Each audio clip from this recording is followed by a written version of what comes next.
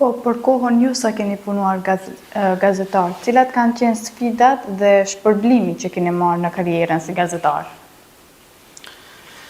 Realisht unë kam punu gazetar me një periudhë shumë të vrodhshme, ishim në të periudhat e luftrave, pastaj ngjarjet e cilat pasuan pas atyre.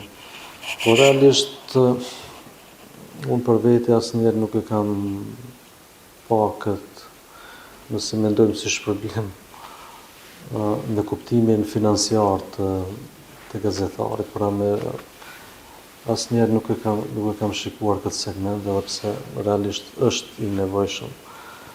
Mirë po, kam punuar aty ku kam menduar se mund t'jap kontributin tim dhe aty ku mund të përgatitem profesionalisht, të ndihem mirë dhe të jap një kontribut për opinionin, për popullatën e tjerë.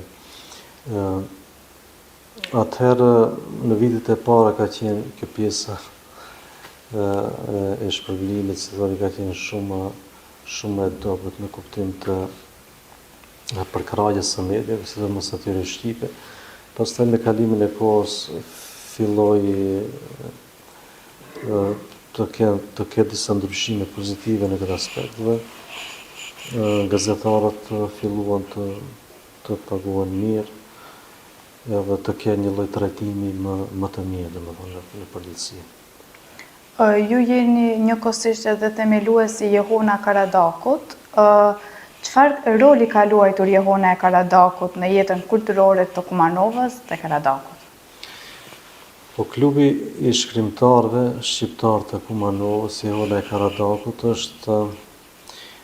është një nga klubet e para shqiptare në Maqedoninë pluraliste, pas përmbyshjes së sistemit komunist, që nga viti 1992 dhe në fakt themelues dhe kryetari i parë i klubit ka qenë Indjeri Fadil Bekteshi, shkrimtari i njohur, me shumë shokë e miq të tij. Pastaj ne ju kemi bashkangjitur më vonë, me që atëherë kemi qenë shumë të rinj në vitin 92, shumë kam pas 12 vjet.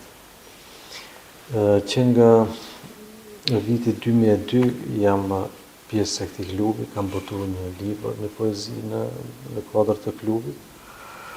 Dhe pastaj për 2 mandate kam qenë kryetari i klubit, nga viti 2012-2020. Thash që është rëndësia jashtëzakonshme e këtij klubi që ka arritur ta mbajë gjallë një frymë kombëtare dhe një zhvillim kulturor që shumë të këndshëm që ka ndodhur Kumanovës brenda këtyre viteve.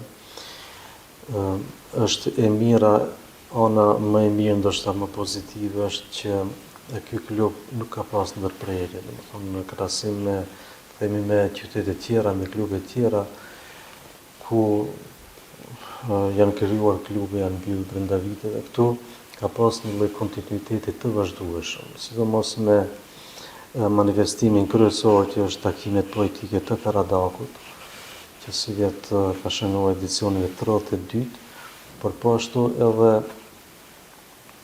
për revistën e parë, sërish të pavarur, kulturore dhe shkencore të shqiptarëve në Maqedoni, e cila pikërisht është nga Kumanova dhe vjen nga gjiri i këtij klubi, është revista Doruntina, e cila edhe sot të kësaj dite vazhdon që të botohet, ndoshta dhe besoj që është revista e parë e cila ka pas kontinuitet dhe vazhdimsi deri në ditën e sotme, që tash ka arrit në numrin e 67-8.